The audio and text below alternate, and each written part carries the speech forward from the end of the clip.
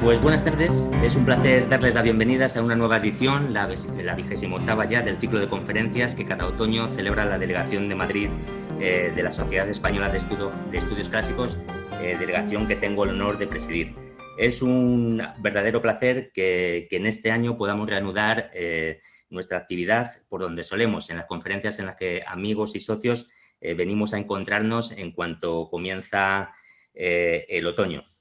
Este año las conferencias, como es evidente y bien se puede ver, no se celebran en el lugar en el que habitualmente nos reunimos, que es el Museo de San Isidro, el Museo de los Orígenes de Madrid, y que era el lugar que en principio estaba proyectado para darlas en formato presencial. Las circunstancias nos han empujado a optar por esta modalidad y en este sentido no quiero, sin embargo, dejar de agradecer a nuestros amigos, a los directores y a los jefes de actividades culturales del Museo de San Isidro, la disposición que han tenido siempre hacia nosotros. Y también quiero manifestar nuestro deseo de poder volver a hacerlas desde allí una vez que se recupere la normalidad.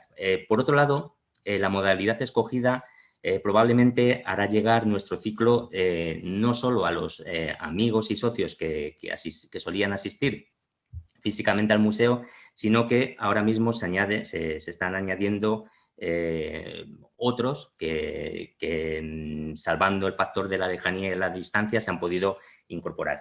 A todos los que habéis decidido asistir al ciclo, pues os expresamos nuestra gratitud y esperamos estar a la altura de la confianza que habéis depositado en nosotros.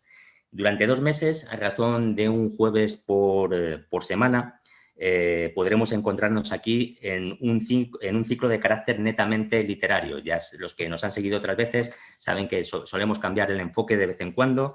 El año pasado estuvo dedicado a las pinturas del Museo del Prado, otras veces ha tenido un enfoque arqueológico, histórico, pero esta vez vamos a dar un tono literario a las conferencias de otoño. Quiero agradecer también a todos los participantes, a todos los conferenciantes que se hayan prestado y se hayan brindado generosamente a adoptar esta modalidad.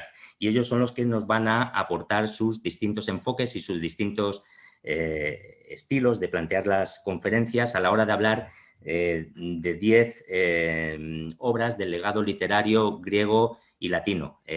Podrían haberse muchos más, pero claro, tenemos la limitación de que nuestras conferencias son 10 ciclos, 2 meses y no podemos, por desgracia, estar siempre dando una conferencia cada semana. Entonces, durante estos 2 meses vamos a empezar por Homero y acabar por Homero también, pasando por Virgilio, por Tácito, por Lucrecio, por Esquilo, por Heródoto, por Apuleyo y por Platón. Y los que participamos en estas conferencias vamos a intentar dar a los asistentes motivos para amar su lectura. No quiero dejar de señalar que, como todos los años, los compañeros de la Junta Directiva de la Delegación de Madrid de la Sociedad Española de Estudios Clásicos está poniendo todo su esfuerzo para que todo salga de la mejor manera posible.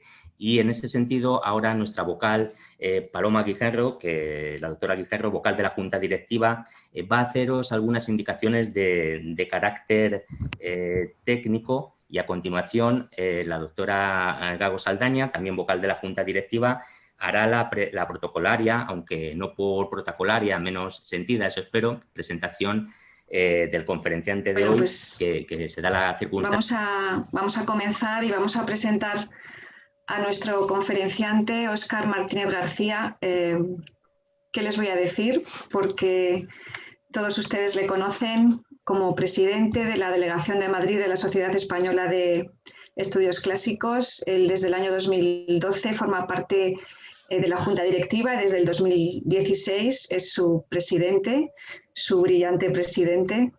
Estamos todos encantados con él. Y bueno, pues saben también que es profesor de griego en el Instituto Julio Caro Baroja de Fuenlabrada y además también profesor asociado del Departamento de Clásicas de la Universidad Complutense de Madrid, Justamente la Universidad Complutense se doctoró y obtuvo el premio extraordinario de doctorado por su tesis, Las traducciones de Homero al castellano, siglos XIX y XX, y las nuevas teorías traductológicas. Ha publicado muchísimo y además con diferentes perspectivas y objetivos, desde artículos de prensa, contribuciones científicas y de divulgación en periódicos, en revistas. Ha publicado libros de texto de cultura clásica y también de latín para enseñanza media. También libros de divulgación histórica, como por ejemplo Los orígenes de Grecia en National Geographic, o Héroes que miran a los ojos de los dioses en EDAF, o La aventura de los 10.000 y El juicio y muerte de Sócrates en Gredos y RBA, estos dos últimos editados en una colección muy interesante que se llama Episodios decisivos de Grecia y Roma, y de la que él ha sido asesor. Y por supuesto es un excelente traductor, ha traducido la Ilíada de Homero para Alianza, la Apología de Sócrates, el Menón, el Crátilo de Platón en Alianza también, la Anabasis de Jenofonte para Alianza, el Banquete de Platón, la vida de Pirro, la vida de Mario de Plutarco en Gredos, la poesía heroica bizantina, no se la pierdan, en Gredos también, y recientemente la traducción de un volumen que recoge el Enquiridión de Epicteto y una pequeña selección de sus disertaciones en la editorial Coan. Pero sé que de todas estas publicaciones, quizás lo que más ilusión le hace últimamente es dirigir una colección exquisita de clásicos grecolatinos, El hilo de lana, en Mármara Ediciones, que les encomiendo encarecidamente. Y dejando a un lado toda esta enorme actividad docente e investigadora, pues los que tenemos la suerte de conocerlo y de trabajar junto a él, pues destacamos sobre todo su bonomía y lo fácil que nos lo pone todo. Y, en fin, es muy difícil presentar a Óscar sin afecto y, en fin, con mucha admiración y con mucho cariño. En cuanto al tema que hoy nos trae, va a hablar de la Ilíada, pues creo que mejor que presentarlo yo al tema, lo va a presentar Jaime Siles en uno de sus poemas, que se llama La cuestión homérica, a vueltas con la Ilíada. Y pues voy a leer este poema y después no se preocupen que inmediatamente dará comienzo la conferencia de Óscar. Dice Jaime Siles a propósito de la Ilíada. Delante de mis ojos veo a Aquiles combatiendo. Mirmídones y Dólopes no se quedan atrás. Avanzan con su armamento oplítico, mientras Héctor y los troyanos cierran filas enfrente y las flechas de ambos se cruzan en el aire como enjambres de abejas, y las lanzas de bronce brillan bajo el intenso sol. Tengo 16 años y leo en griego los versos de la Ilíada que ignoro entonces cuánto y de cuántas formas me van a acompañar. Cóncavas naves navegan por mi mente, catálogos de armas y guerreros también. Se me va haciendo familiar su estilo, tanto el de ellos como el de las palabras, que cada hexámetro bajo la luz del flexo extiende sobre mí. Quiero que los aqueos venzan y los troyanos pierdan, o al revés. Me gustan los parlamentos de los dioses. Admiro la belleza de Helena que imagino, los recursos de Ulises, la humanidad de Héctor, los consejos de Hipóloco a Glauco y cómo las generaciones de los hombres, como las de las hojas, están destinadas a caer. Todo está dicho, muy bien dicho, allí. Cada composición tiene estructura, cada ser humano es un relato, cada héroe es una canción. Leo cómo los dos ejércitos se mueven, cómo va sucediendo todo lo que en la caída de Troya sucedió. Tengo 65 años y leo a Homero en griego y ya no soy aquel ni el mismo muchacho que hace 50 años lo leyó. El texto no ha cambiado, sigue siendo el mismo. Delante de mis ojos Aquiles sigue combatiendo. Los mirmídones y los dólopes no se quedan atrás. Avanzan con su armamento oplítico mientras frente a ellos cierran filas Héctor y los troyanos y las flechas de ambos se cruzan en el aire como enjambres de abejas y las lanzas de bronce brillan bajo el intenso sol. La familia de Príamo contempla cómo se desarrollan los combates y las cóncavas naves varadas en la playa y las tiendas del campamento aqueo y a Menelao y Agamenón. Soy yo y no ellos el que cambia.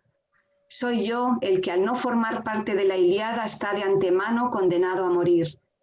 Navego por la página como el sol por sus rutas y voy viendo cadáveres cerca o en torno a mí, y no son de troyanos, ni de aqueos, ni de dólopes, son de padres, familiares y amigos. Nada muere en el verso.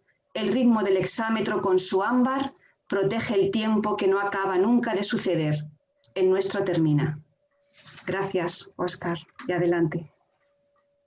Pues muchas gracias, Maribal, por tu presentación. Muchas gracias también, Paloma, por sus eficaces indicaciones de gestión. Y bueno, Maribal ha resumido en este poema de Jaime Siles, expresidente de la Sociedad Española de Estudios Clásicos, un poco todo lo que voy a decir. Es más, ha mencionado el título de esta conferencia. Hay un verso en el que decía: cada héroe es una canción. Este título es, el título de esta conferencia gira en torno a la Ilíada de Homero, en efecto, y se titula La Ilíada o la canción del héroe. A lo largo de la charla voy a citar una mínima selección de títulos que, como este poema, beben de la poesía homérica, que aparecerá a su vez citada no en mi traducción, sino en las distintas traducciones que tenemos al castellano, que son magníficas, que voy a referenciar haciendo mención al autor, a la traducción y al año de la traducción, y aprovechando así el hecho de que ayer fue el día del traductor, ¿no? Sirva también, aparte para inaugurar este ciclo de conferencias, para hacer una especie de homenaje a todos los traductores de los clásicos, que son gracias a los que podemos volver a revivir y amar estas obras. La Ilíada, así como su poema hermano La Odisea, son dos poemas descomunales que aparecen en medio de la nada, perfectamente acabados, como la Puerta de los Leones en Micena, según vas subiendo, la ves en todo su esplendor. Pues así vemos la Ilíada y la Odisea, magníficas. La Ilíada es nuestro primer clásico y es el lugar donde surge de entonces para siempre el damero y las figuras de la mitología griega. Ambos poemas están atribuidas a un viejo Aedo ciego, al que los antiguos, así como también nosotros, damos el nombre de Homero, del que se sabe tan poco que hasta se ha llegado a negar su existencia. Este Homero, si bien no creó esa mitología griega, sí que la expuso desde entonces para siempre a la cultura occidental, y perfilando sus personajes que resultan muy familiares: los dioses y los héroes griegos, figuras que se elevan sobre los simples mortales, pero que se revelan ante nosotros con unas contradicciones y unos dilemas que son profundamente humanos. En esta charla, como indica el título, voy a dejar un poco al margen a los dioses, aunque aparecerán de vez en cuando, y voy a centrarme en los héroes. Y principalmente me voy a centrar en aquel héroe cuyas contradicciones y dilemas se hacen más patentes que en ningún otro. Es el héroe que, para Machado, en un poema de todos conocidos, que aparece en su libro Proverbios y Cantares, era el más fuerte, Aquiles. Decía Antonio Machado así: cuando yo era niño soñaba con los héroes de la Ilíada. Áyax era más fuerte que Diomedes, Héctor más fuerte que Áyax, y Aquiles el más fuerte, porque era el más fuerte. Inocencias de la infancia. Cuando yo era niño soñaba con los héroes de la Ilíada. Voy a compartir la presentación que he preparado para esta conferencia, y voy a ir señalando aquí algunos fragmentos y algunas citas que voy a pronunciar ahora. La palabra héroe, tal como la utiliza Homero en la Odisea, no en la Ilíada, a veces parece un tratamiento como lord, como milord, como ser. Por ejemplo, cuando Telémaco en la Odisea llega a la corte del rey Menelao, Telémaco es un joven, apenas está despuntando en su juventud, y no ha llevado a cabo ninguna acción, y sin embargo es tratado bajo el título de héroe. Igualmente, la palabra héroe aparece como un tratamiento de respeto. En la corte de los feacios, en la Odisea, Ulises se dirige al Aedo ciego, Demódoco, con el título de héroe, y otras veces la palabra es más o menos sinónimo de noble. porque también se aplica a los pretendientes de Penélope en la Odisea, que han pasado a la historia de la literatura como todo lo contrario a unos héroes. Ha pasado como los antihéroes, sino a veces como villanos. Pero en la Ilíada, los héroes por antonomasia, y la palabra héroes, se aplican a todos aquellos que empuñaron las armas en Troya, bien para defenderla o bien para tomar la ciudad. Son aquellos que en el tercer verso nos dice el poeta que fueron arrojados al Hades. Muchos de ustedes conocerán el comienzo de la Ilíada, que yo voy a citar aquí en la traducción de versión rítmica de Agustín García Calvo, que se intenta reproducir el hexámetro homérico y que dice así: Canta Dios a la ira de Aquiles el de Peleo, ira maldita que echó en los aquivos tanto de duelos, y almas muchas valientes allá arrojó a los infiernos, de hombres de pro, a los que dejó por presa los perros y pájaros todos.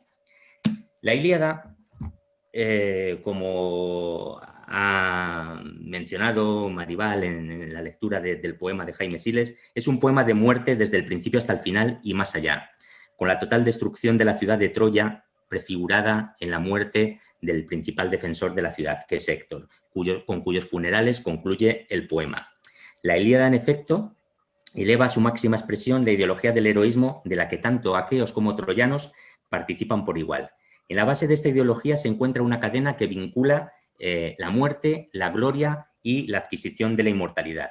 Y eso ocurre desde los primeros versos que acabo de citar hasta el último, que es más o menos, como dice Emilio Crespo en su traducción de Gredos, más o menos dice, más o menos no, exactamente dice: así celebraron los funerales de Héctor, domador de caballos.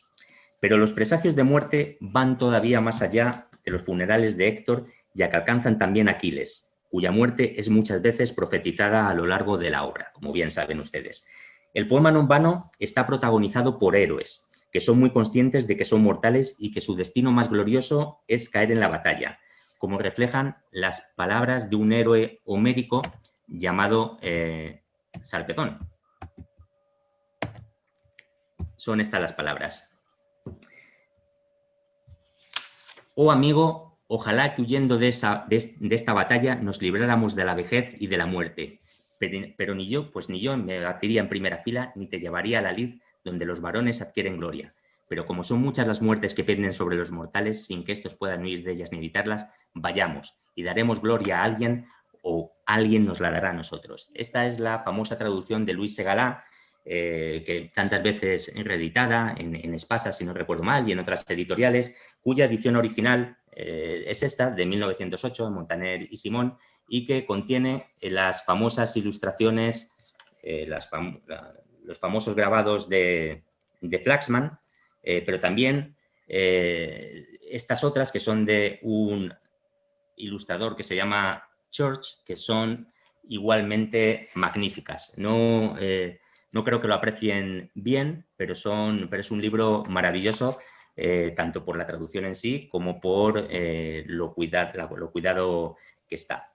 Bien, la palabra héroe tiene mucho que ver con la condición efímera de los mortales. Si acudimos a su etimología, entre las diferentes hipótesis, hay varias hipótesis acerca de dónde procede la palabra héroe.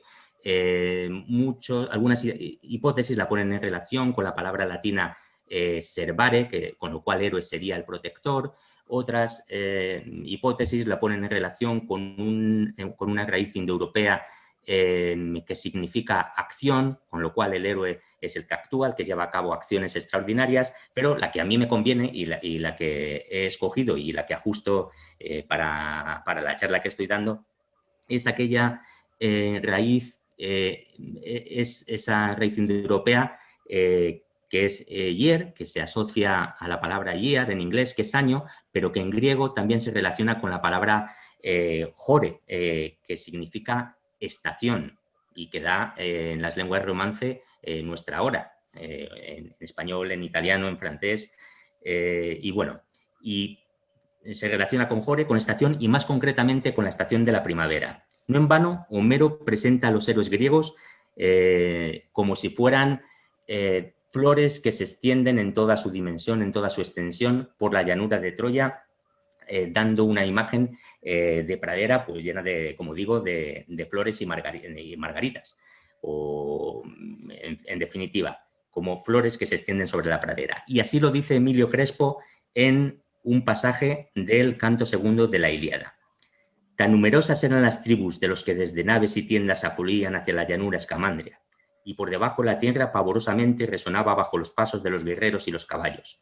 Se detuvieron en la florida pradera escamandria, incontables como las hojas y flores que brotan en primavera. Esto es, los guerreros aparecen ante Troya, ante los muros de Troya, como flores de breve destino que serán cortadas de una vez para siempre.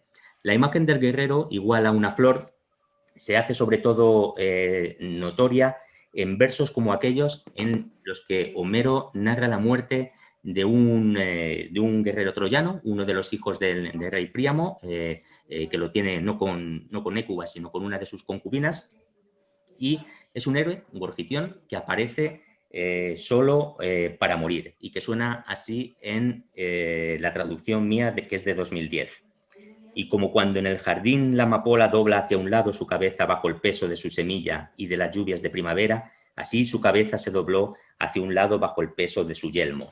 Suena así en mi traducción y sonaba de esta manera en los endecasílabos de un viejo traductor de la Ilíada, José Gómez de Hermosilla, que la tradujo en 1936.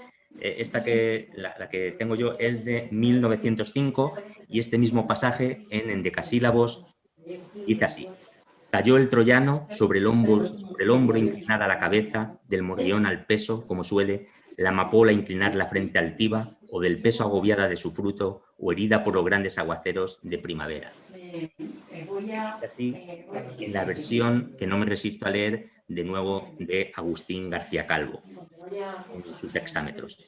Y tal como adormidera de lado dobla en el huerto, cabeza, cargada de granas y del chubasco abrileño, tal él la cabeza de lado dobló, pesada del yelmo. La imagen es maravillosa del guerrero que cuando ha exhalado su vida, su ánimo, cede al peso de su yelmo y dobla la cabeza como una amapola bajo el aguacero.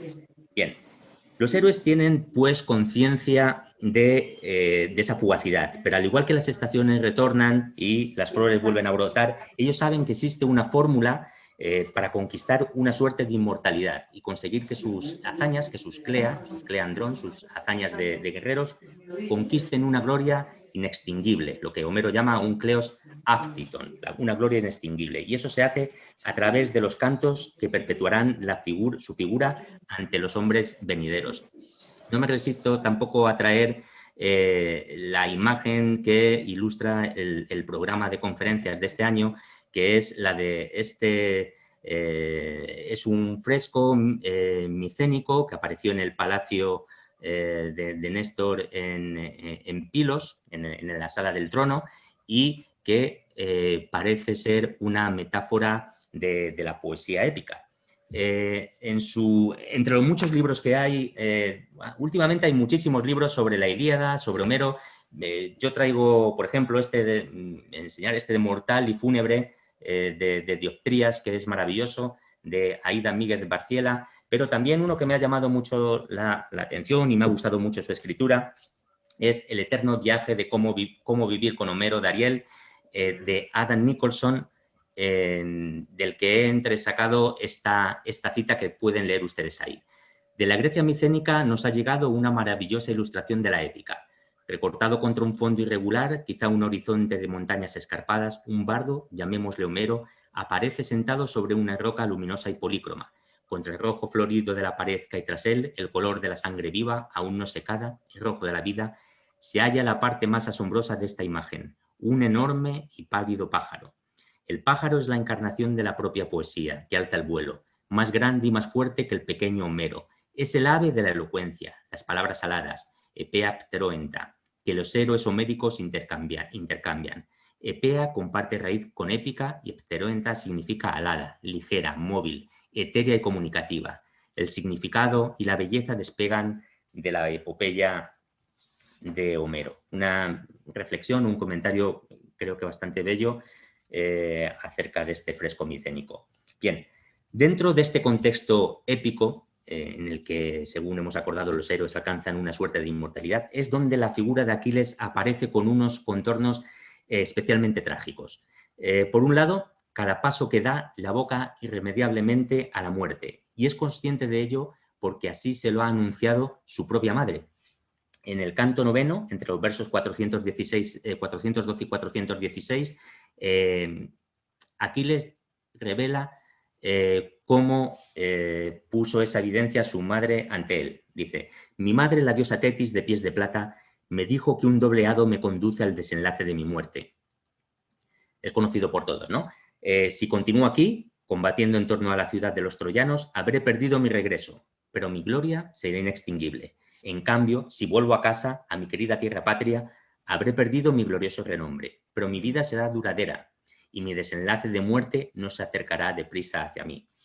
Y abro aquí un paréntesis acerca de este pasaje en el que se presenta el célebre dilema, la célebre encrucijada de Aquiles, porque quizá por la inercia de la tradición, de una tradición más tardía, damos por hecho que Aquiles se decantó sin dudar, como él era un héroe épico y lo que quería era la inmortalidad, se decantó por la opción de una vida breve pero gloriosa.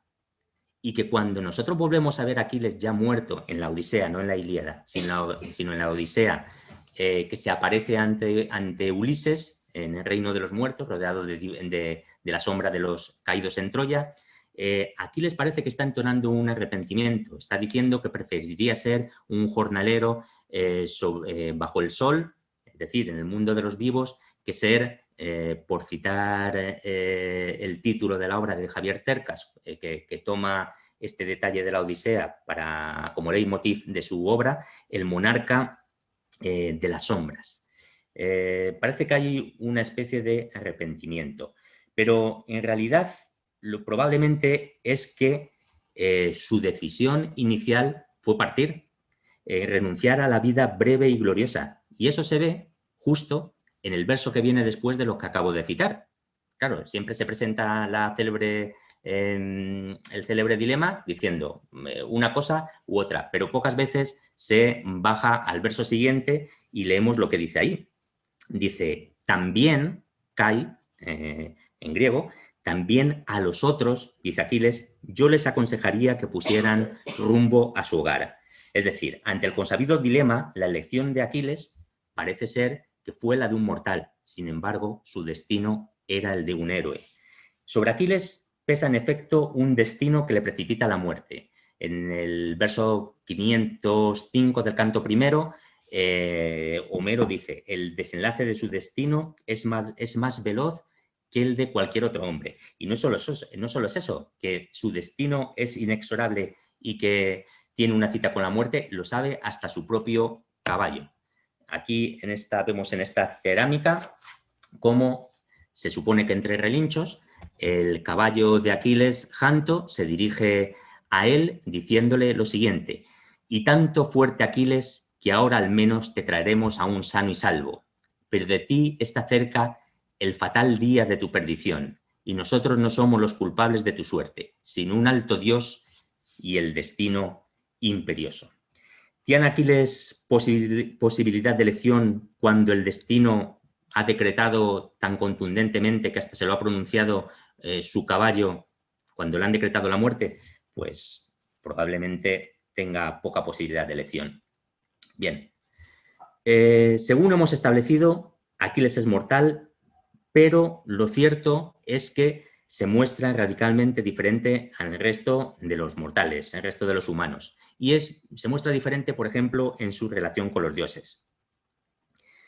Para empezar, la primera palabra de la Ilíada, menis o menim, en acusativo, la cólera, es una palabra que solo se aplica a él y a dioses como Apolo. Ningún otro personaje de la Ilíada posee esa ira de fuerza e intensidad sobrehumana. Su cólera es, como vamos a ver más adelante, incluso inhumana. Pero además se ha señalado, y lo ha hecho últimamente Marta González González en un magnífico libro que se llama Aquiles, de Routledge, y que me ha servido para apuntalar y para alumbrar algunos aspectos de esta charla, pues que Aquiles es una especie de doble, un doppelganger de Apolo, por ejemplo, en su capacidad de sanar y de dar muerte.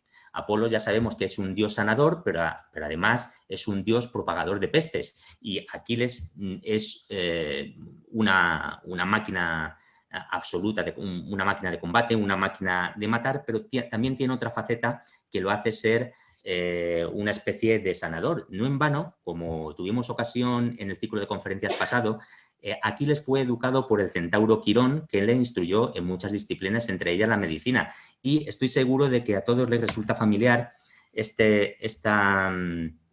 tondo de este Quilix, en el que Aquiles aparece curando el brazo de su querido y amado amigo Patroclo. Esta escena, desde luego, no es de la Ilíada, sino que es muy probablemente una escena perteneciente a otro poema del ciclo troyano, de aquellos que cuentan los episodios de la guerra de Troya. Probablemente sea de los Cipria, ¿vale? Bien.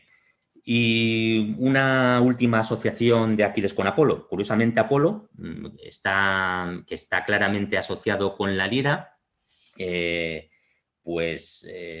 la Ilíada vemos que Aquiles es el único de los guerreros que en un momento de solaz tiene contacto con las musas y aparece en una escena bastante conocida del canto 9 disfrutando de la lira.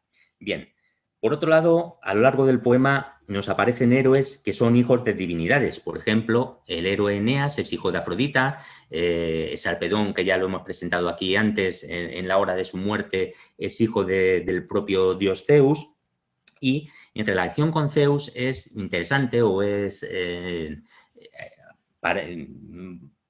paradójico, bueno, la relación tan especial que mantiene con él, porque Aquiles, de alguna manera, o virtualmente o hipotéticamente, es el hijo que Zeus no quiso tener con Tetis. Si recordamos un poco el episodio mitológico, la diosa Tetis, que es una diosa marina, era pretendida por el dios Zeus, pero existía una profecía que decía que el hijo que naciera de Tetis sería capaz de derrocar a su padre. Y claramente Zeus, en su árbol genealógico, aparece derrocando a su padre, así como su padre derrocó a su abuelo, con lo cual no quería enfrentarse a una profecía como esa. Es decir, de alguna manera, aunque sea virtualmente,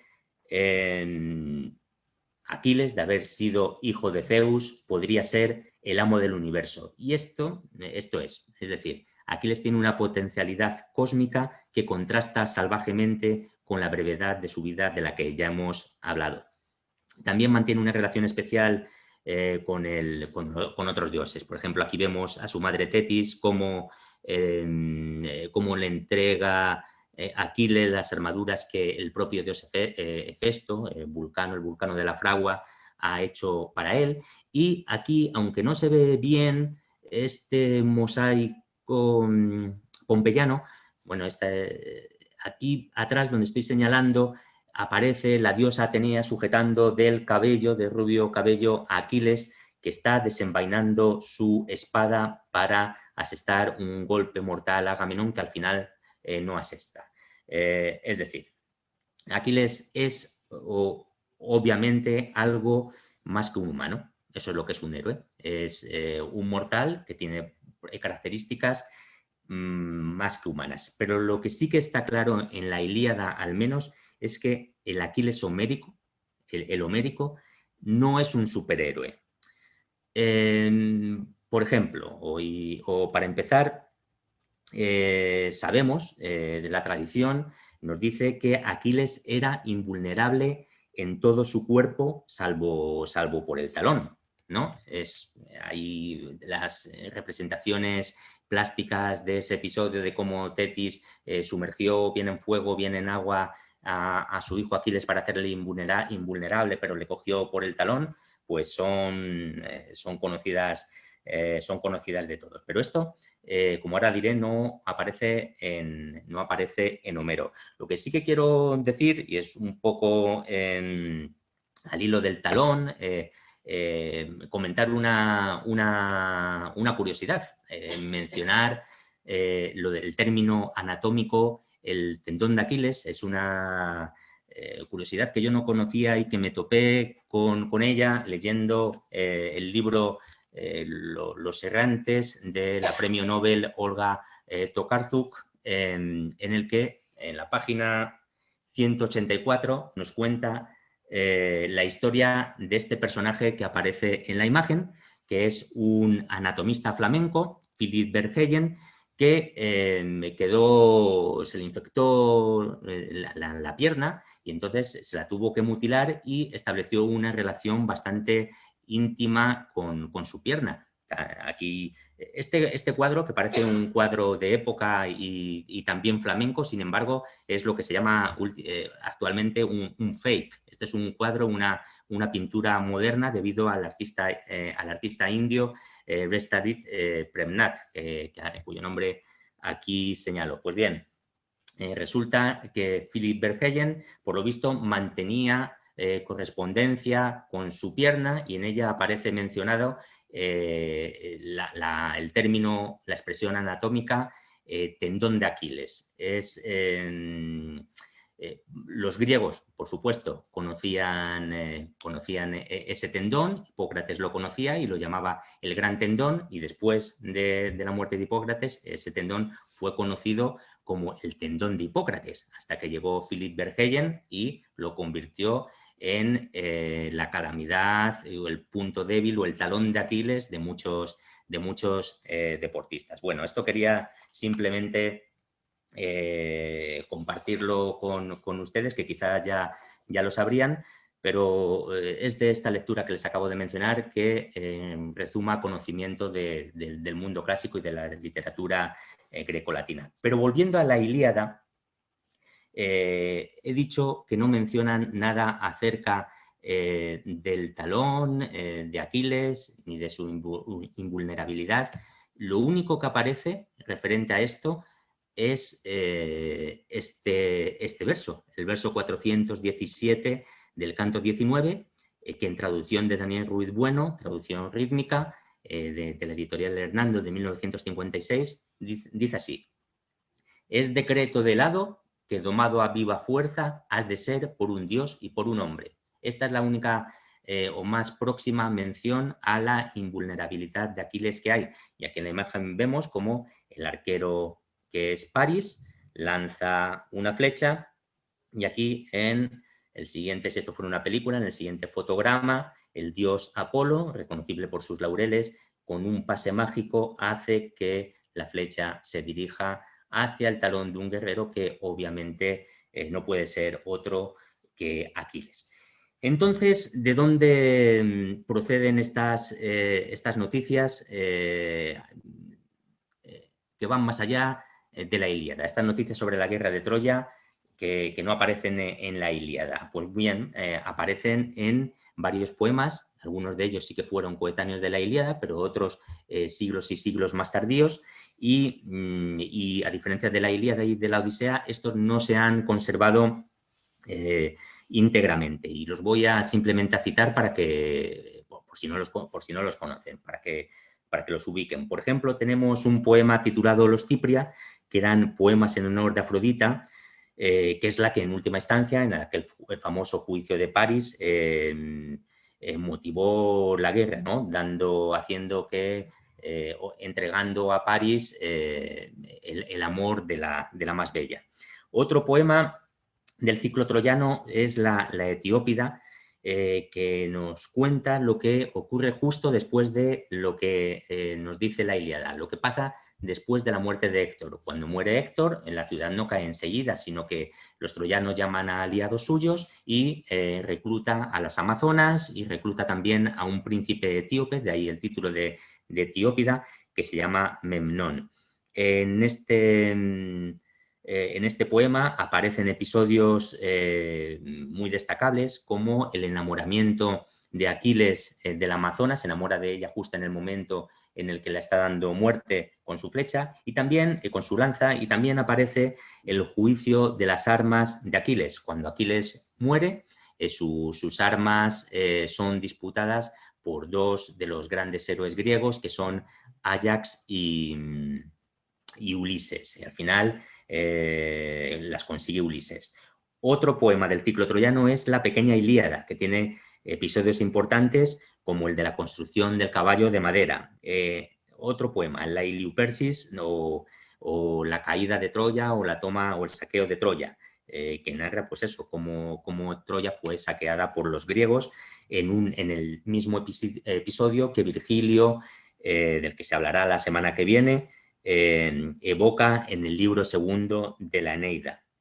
Y otro grupo de poemas, entre los cuales la Odisea es el más destacado, son los Nostoi, los poemas de regreso de los héroes a su patria. Bueno, a diferencia de estas obras, lo que hace tan especial a Homero es que en la Ilíada lo fantástico y lo milagroso permanece al margen, está fuera de plano. En la Ilíada Aquiles no tiene superpoderes, porque allí no aparecen personajes como, por ejemplo, los personajes de los argonautas, como Linceo, que tenía una vista tan grande que era capaz de abarcar con su mirada todo el Peloponeso y descubrir quiénes se escondían en el hueco de un árbol.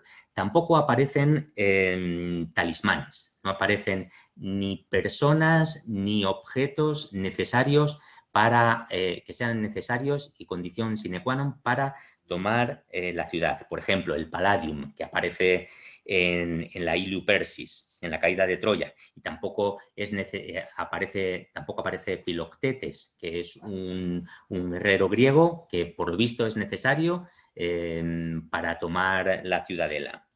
En este sentido, Aristóteles observó en su Poética que cuando Homero no quiere comprometerse mencionando cosas demasiado mágicas, demasiado irreales, las pone, dejando al margen los dioses, por supuesto, las pone en boca de sus personajes. Por ejemplo, en el canto sexto, cuando se menciona la historia de la famosa quimera y del héroe Belerofonte, pues eso está puesto en boca de un héroe que lo cuenta como un hecho del pasado. Y no aparecen las amazonas, no aparecen los etíopes, pero tampoco aparecen seres fabulosos como los centauros. Acordémonos que el criador, el preceptor de Aquiles en su infancia es el centauro Quirón, que aquí no se hace mención ni de Quirón y ni siquiera de la palabra centauro, a los que se llama, en una ocasión se les llama fieras, sin más, ¿no? Aquí el preceptor de Aquiles no es Quirón, sino su niñero Fénix.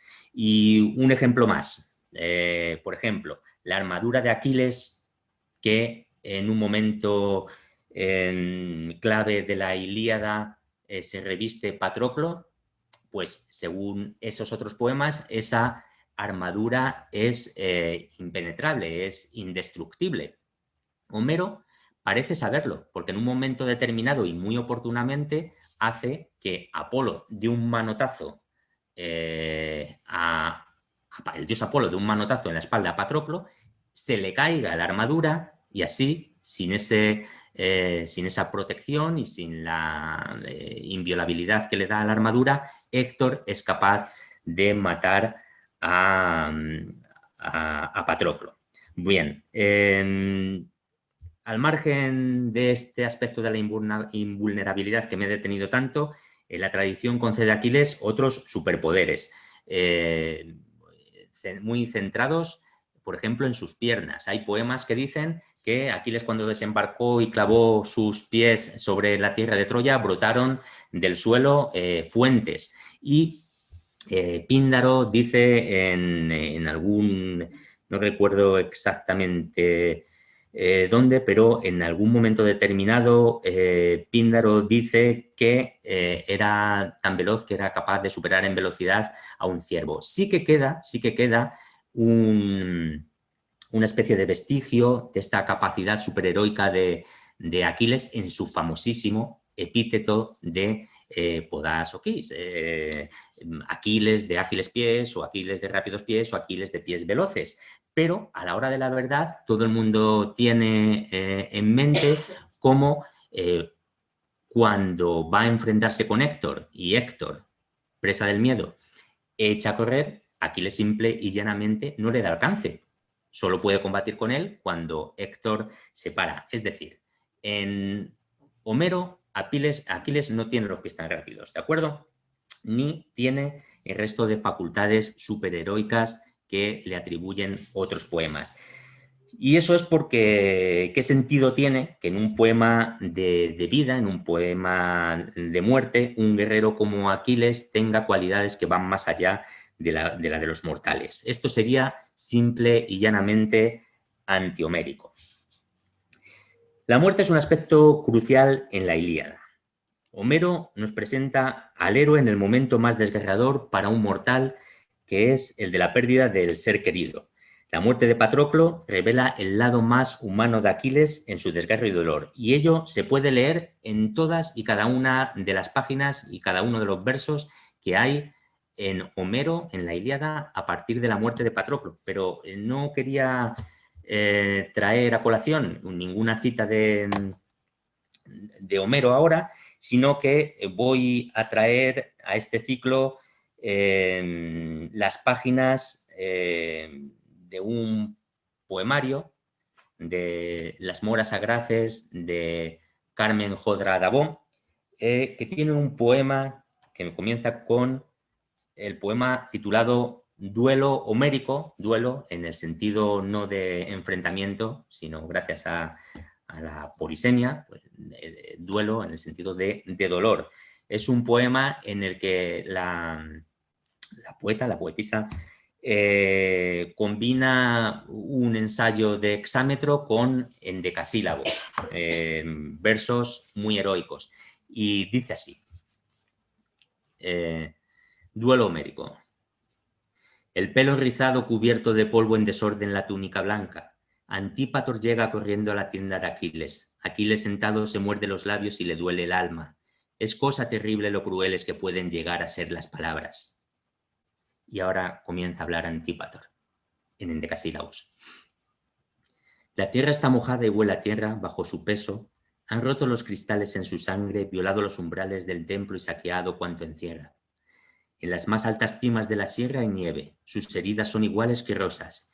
Quien escriba los anales, guerra dirá sin conocer qué es guerra. Verás la cara cruel del basilisco y el viento es frío, pero las ovejas aguardan el cayado y el aprisco. No llores, déjalo para las viejas. Tan dulce yace que ante su obelisco la muerte misma enarcará las cejas. Y retorna al hexámetro.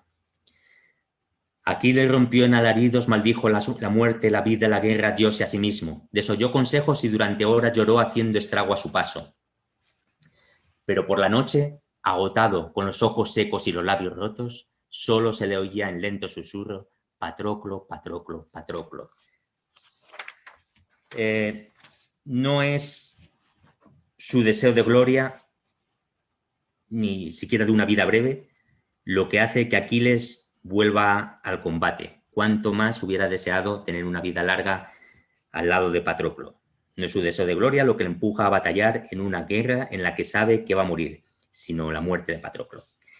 Este momento de la muerte de Patroclo marca el punto de su plena humanidad, de la plena humanidad de Aquiles. Y a partir de entonces empieza una degradación de su condición humana que se sustanciará en muchos hechos crueles que van más allá de la lógica de la guerra y que se culminará en la manera que ahora veremos en su enfrentamiento con Héctor, del que voy a hablar, porque Héctor es otro héroe presa de sus contradicciones y de sus dilemas. Vamos por un momento a Héctor. Héctor y Aquiles son los dos héroes que más aparecen en la Ilíada, con una frecuencia mayor que ningún otro héroe. De hecho, el que más aparece en la Ilíada es Héctor, que aparece en todos y cada uno de los cantos. Aquiles deja de aparecer en el canto tercero. Siendo como son los puntales de los dos ejércitos en contienda, no es extraño que sus hazañas sean las más renombradas, las más espectaculares, y que sus enfrentamientos sean los mejor subrayados. Porque de alguna manera todo el caudal narrativo, toda la marea de sangre que corre por el poema va a desembocar en el enfrentamiento de ellos dos, en el enfrentamiento de Aquiles y de Héctor. Pero existe una diferencia fundamental marcada desde el comienzo del poema y que se deja sentir en cada uno de los versos en las que ellos aparecen. Mientras que Aquiles tiene una conexión, como hemos visto, a veces hasta demoníaca, con la divinidad, y es un ser aislado en su propia grandeza, y lleno de soledad. Su padre está en la boscosa Tía y su madre está en las profundidades del océano. Héctor es una figura 100% humana y 100% social. Es un héroe cívico, es un héroe de comunidad, un héroe de la filía, un héroe que quiere a su mujer, que quiere a su hijo y que ama a su comunidad. Es un héroe rodeado de su familia que le va a ver morir bajo los muros de Troya y que incluso tendrá ocasión de despedirse de su mujer y su hijo. Héctor se ha señalado muchas veces, lo ha hecho Jacqueline de Romilly, lo ha hecho en un último libro, La deriva del héroe, Carlos García Gual. Es un héroe un poco más moderno, que batalla no solo por su gloria personal, sino también por el bienestar de su comunidad, por Troya, que es la ciudad del mito. Únicamente Héctor defendía Ilión, el otro nombre de Troya. Esto se llega a decir en un pasaje que vamos a comentar ahora. La caída de Héctor está indisolublemente ligada a la caída de Troya, y cualquier oyente de Homero sabe que el destino de Troya es sucumbir a manos de los griegos. La muerte de Héctor no supone solo la muerte del guerrero de bando troyano, sino la muerte de un hijo, la muerte de un hermano, la muerte de un marido, la muerte de un miembro de la comunidad. Con lo cual, destruir a Héctor supone destruir una ciudad que es Troya y que representa, frente a los barracones y el desorden de los griegos, pues representa lo humano y la civilización. Y he aquí el dilema al que se ve abocado Héctor cuando es el único que defiende la ciudad, que en aras de su rol público tenga que renunciar al privado. Uno de los momentos cumbre del poema es cuando, apenas llegado al primer cuarto del mismo, en el canto sexto, se produce la despedida de Héctor y su esposa Andrómaca, antes de partir a la batalla. Bueno, esto pasa en el canto sexto y Héctor va a la batalla y vuelve, y seguro que tiene muchas más ocasiones de ver a su mujer y a su hijo. Pero poéticamente la despedida de Héctor y Andrómaca está hecha 12 cantos antes de su muerte, en el canto 22, ¿vale? Y es un fragmento que vamos a comentar por extenso. Esta despedida se desarrolla entre los versos 392 y 502, y aquí la tenemos escrita, copiada, alguna parte de ella, junto a un famoso cuadro de Giorgio de Chirico titulado Héctor y Andrómaca, que aparecen sin rostro, con sus figuras geométricas en ese mundo de ensoñación de los sueños, y esa falta de rostros puede querer decir que ahí, en ese molde, cabemos todos y cada uno de nosotros en todas y cada una de las épocas de la historia. Bien, Héctor se encuentra con su mujer y su hijo después de mucho buscarlos y les dice: mirando a su hijo, sonrió en silencio y Andrómaca, permaneciendo en pie a su lado, comenzó a verter lágrimas. Tomándolo pues de la mano, lo llamó por su nombre y pronunció estas palabras: desdichado, tu furia te destruirá. No sientes piedad por tu pobre hijo ni por mí, desgraciada, que pronto seré tu viuda, ya que pronto te matarán los aqueos atacándote todos a un tiempo. Mejor sería que me tragara la tierra. Te llego a perder, pues si te llego a perder, pues ya no me quedaría otro consuelo cuando te enfrentes a tu destino, solo tristeza. Ese reproche de Andrómaca refleja la tensión de la que hablábamos, entre el deber con su familia y el deber con la ciudad, la lealtad personal frente a la colectiva, y solo si sale con vida de la primera podrá abordar y hacer frente a la segunda. Héctor es absolutamente consciente de lo que dice Andrómaca y le contesta de esta manera. He puesto otra versión del cuadro de Giorgio de Chirico, hecho en otro momento. Coinciden que son periodos de entreguerra del siglo XX, cuando pinta Giorgio de Chirico estos cuadros. Y dice así Héctor a Andrómaca: mujer, también yo me preocupo por todo esto, pero me avergonzaría terriblemente ante los troyanos y las troyanas de rozagantes peplos, si me mantengo apartado del combate como un cobarde. Bien sé yo en mi ánimo y en mis entrañas que llegará el día en que perezca la sagrada Ilión, tanto Príamo como el pueblo de Príamo, armado de recio fresno. Sin embargo, no me preocupa tanto el dolor de los troyanos en lo venidero, ni el de la propia Hécuba, ni el de Príamo soberano, ni el de mis muchos y valerosos hermanos que caerán sobre el polvo a manos de hombres enemigos como el tuyo. cuando alguno de los saqueos de túnicas de bronce te arrastra envuelta en lágrimas, despojándote del día de la libertad. Ojalá que muerto me cubra una montaña de tierra antes de escuchar tus gritos mientras te arrastran en cautividad. Bien, algunas de las cosas que quería comentar son las siguientes. Héctor, como todo guerrero épico, vive inmerso en una sociedad de la vergüenza, el Aidos. El héroe está atrapado en la lógica de su propio heroísmo, puesto que se ve en la obligación de hacer siempre justo lo que se espera de él. Por otro lado, Héctor ni siquiera tiene el consuelo de que la entrega de su vida vaya a salvar a su ciudad. Héctor no es un mártir, y es justo lo contrario. Su perdición es la perdición de todo lo que él más ama. Y lo último que quería señalar de este fragmento es que, si bien en la Ilíada no muere ninguna mujer, en la narración no mueren, sí que en el mito sí, y terriblemente, aunque no mueren, algún escoliasta de Homero, y lo que se puede ver además en la propia lectura de la obra, deja claro que la esclavitud y el infortunio de las mujeres es el horror más grande de las guerras.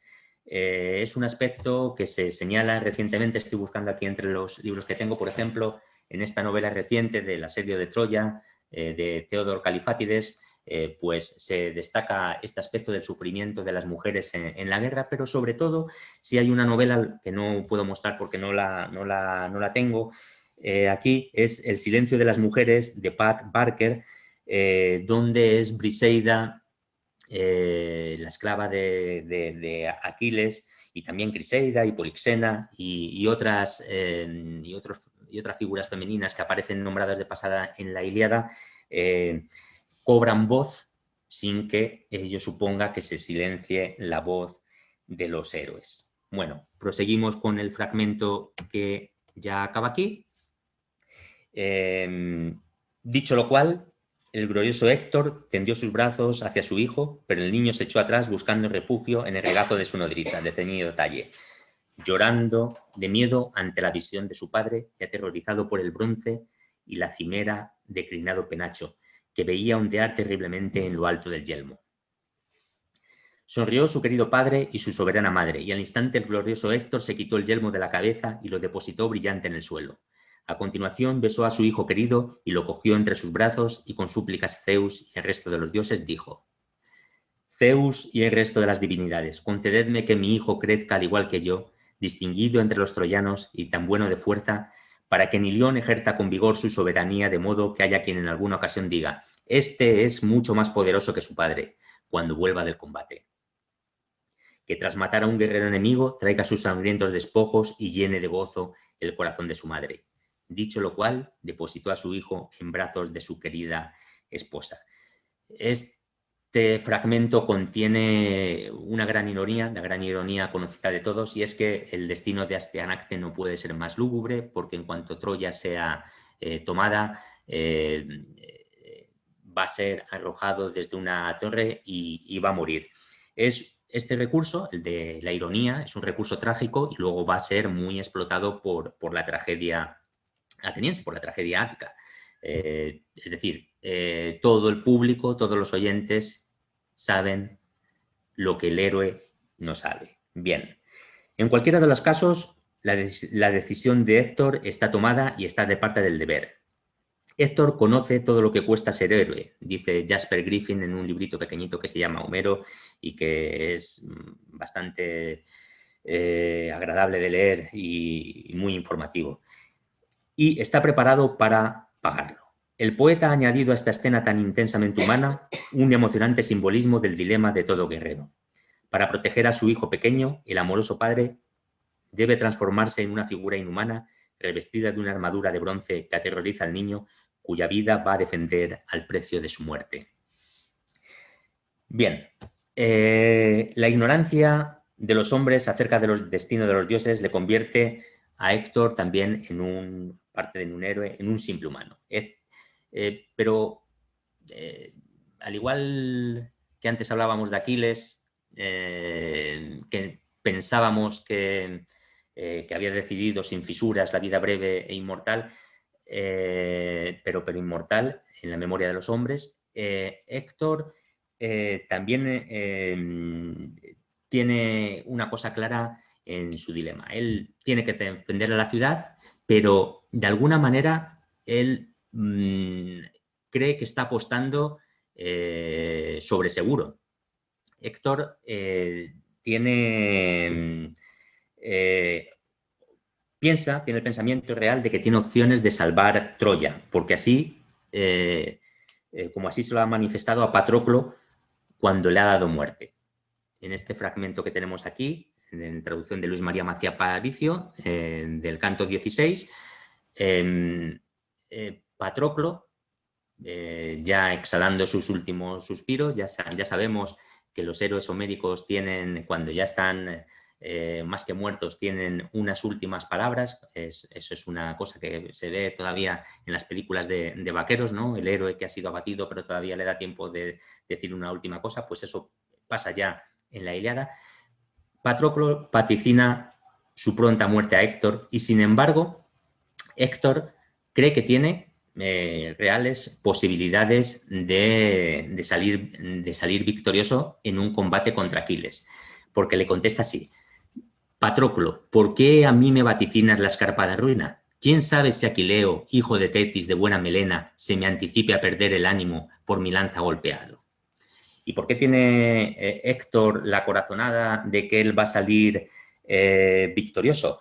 Pues porque se lo han hecho creer los dioses. Los propios dioses que están confabulando en su contra y en contra de la ciudad de Troya le han alimentado sus proezas y le han engañado por 2 veces. En un momento determinado, utilizamos en esta ocasión la traducción de Cristóbal Rodríguez Alonso, de Acal. Zeus dice a los demás dioses: entonces le pondré ya en su mano la fuerza para matar hasta que llegue a las naves de buenos bancos y el sol se hunda y sobrevenga la sagrada oscuridad. En efecto, mientras Aquiles ha estado fuera de combate, Héctor ha llevado a sus tropas hasta el corazón del campamento enemigo, haciendo que Agamenón luego, es bastante antipático, la tradición posterior es bastante antipática. Bueno, probablemente de haber existido en persona y de haberlo conocido teníamos la misma opinión, pero es un excelente guerrero, lleva a cabo unas proezas descomunales y Héctor es capaz de ponerle en fuga. También Héctor ha sido capaz de empujar hacia sus naves a los 2 ayantes, a Áyax el Grande y Áyax Oileo. Ha sido capaz de dejar fuera de combate a Odiseo, a Diomedes, y todos los héroes griegos y todo el ejército de Grecia retrocede a su paso. Y solo la noche de la que hablaba Zeus pone fin a la batalla y los designios de los dioses le impiden vencer.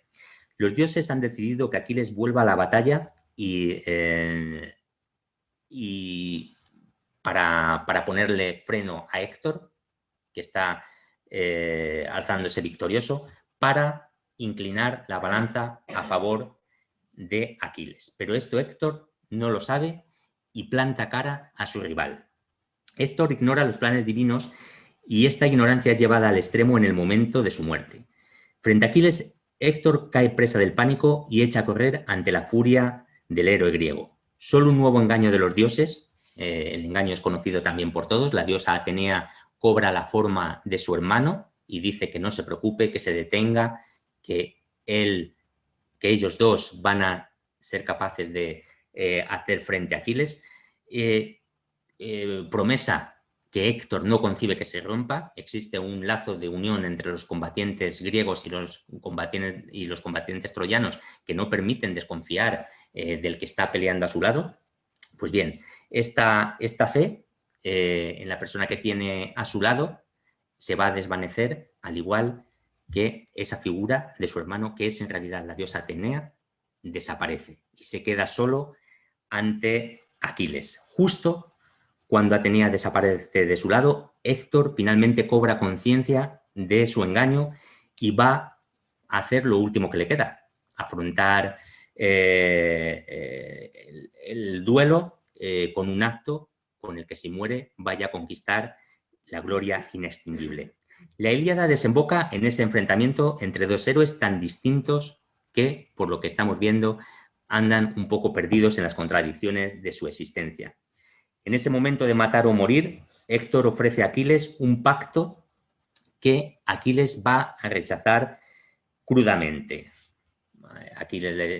Héctor dice a Aquiles que el que muera sea devuelto a su familia para que le den las oportunas horas fúnebres. Y Aquiles le contesta así: Héctor, no me hables de pactos, maldito, pues al igual que no son posibles los juramentos leales entre los hombres y los leones, ni existe un ánimo de concordia entre los lobos y los corderos, sino que se odian sin reservas unos a otros, tampoco es posible que medie amistad entre tú y yo, ni que haya pacto alguno entre nosotros. No es casualidad que en el mismo momento en que Aquiles rechaza los principios básicos de los códigos, no solo guerreros, sino de los códigos humanos, el héroe aqueo se presenta ante su adversario como un lobo, como un homestés, como un comedor de carne cruda, como un lobo, como un león. El contraste entre la furia obsesiva y carnicera que empuja a Aquiles a la acción contrasta fieramente con la responsabilidad y la contención que mueven a Héctor a luchar en defensa de su familia y de su patria. El desenlace del duelo es conocido por todos, y cuando el príncipe troyano le suplica a su enemigo que no permita que los perros lo devoren, Aquiles ya ha perdido cualquier atisbo que le haga irreconocible como ser humano. Le dice así. Bueno, esta es la cita de antes, no me hables de pactos, y esto es lo que le dice Aquiles a Héctor. No implores por mis rodillas ni por mis padres, perro. Ojalá que mi furia y mi ánimo me empujaran a despedazarte y comerme cruda tu carne por lo que has hecho. No hay nadie que pueda apartar los perros de tu cabeza. Acto seguido, Aquiles perfora los tendones de Héctor, como se ve en la imagen, y atándole al carro, arrastra su cadáver por tierra, ultrajándolo impíamente ante la mirada desgarrada de su madre, de su padre, de los dioses y del resto de los troyanos. La Ilíada podría haber concluido perfectamente aquí, con la muerte del defensor de Troya a manos del más fiero de los aqueos, y con la cólera de su asesino completamente saciada. Pero Homero, en cambio, nos ha brindado una memorable escena final en la que el viejo rey Príamo, a través de la noche y del campamento de sus enemigos, acude a besar las manos del asesino de su hijo y a suplicarle la devolución del cuerpo sin vida de Héctor. Homero ha dado a Aquiles la ocasión de recuperar la humanidad perdida con su acción. Para esta ocasión voy a citar este último pasaje en un guiño afectuoso a todos los que están asistiendo a esta charla desde América. Pues voy a citar por la traducción del poeta mexicano Rubén Bonifaz Nuño de 1996. Es esta la traducción, edición de la UNAM.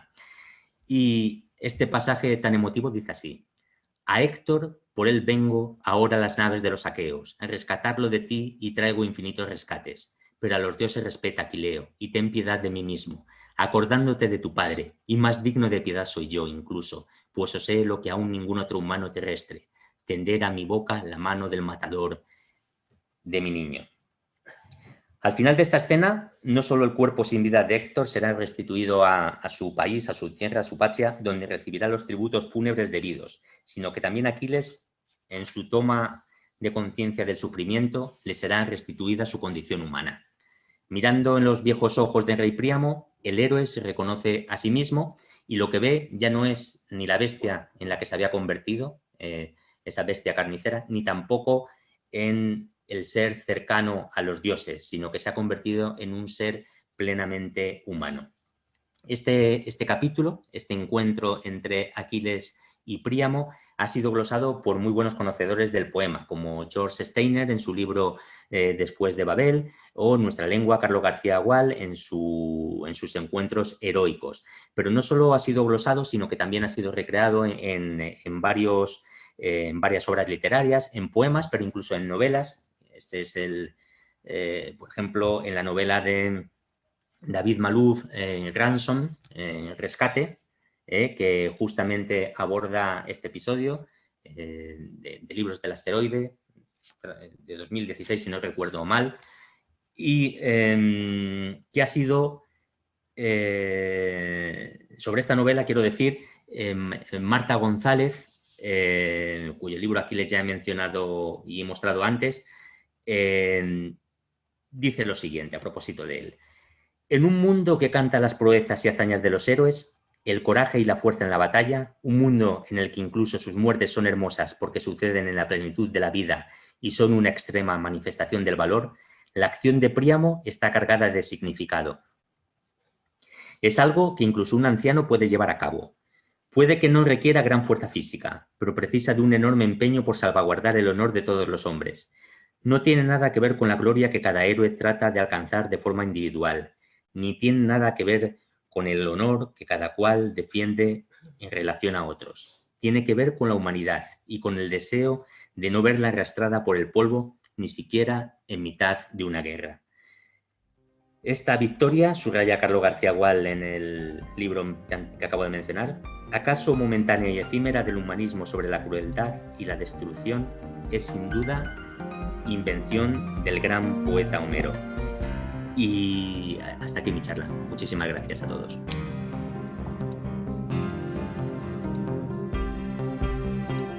Bueno, estamos aplaudiendo todos los más de 100 que hemos escuchado absortos tu conferencia, absortos y emocionados de verdad. Bueno, has hecho un despliegue tan enorme de diferentes traducciones y has tocado temas tan diversos que, en fin, supongo que el turno de debate